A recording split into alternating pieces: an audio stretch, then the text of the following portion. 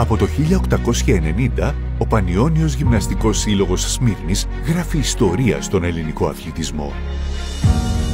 Το βόλεϊ έγινε κομμάτι αυτής της διαδρομής, βγάζοντας γενιές αθλητών και αθλητριών με το ίδιο πάθος και την ίδια πίστη. Ο χρόνος πέρασε, οι εποχές άλλαξαν.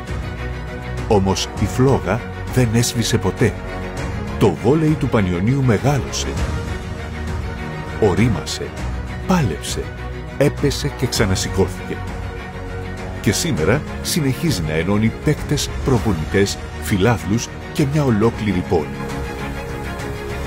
Πανιώνιος σημαίνει οικογένεια. Αγάπη, χωρίς όρια.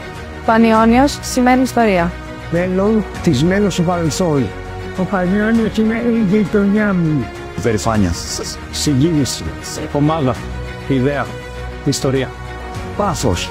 Πανιώνιος σημαίνει να μην τα παρατάς ποτέ. Μια ιστορία που συνεχίζεται. Και πόντος, ο Πανιώνιος εξασφαλίζει την παρουσία του στο Challenge Cup της νέας αγωνιστικής περίοδου.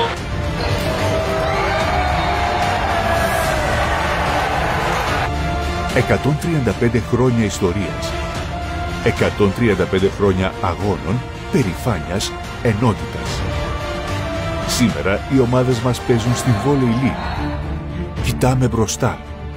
Χτίζουμε το μέλλον με θεμέλια το πάθος και την αγάπη για τον Πανιώνιο. Γιατί ο Πανιώνιος δεν είναι απλώς μια ομάδα. Είναι οικογένεια. Είναι χαρακτήρας. Είναι τρόπος ζωής. Μια ζωή Πανιώνιος.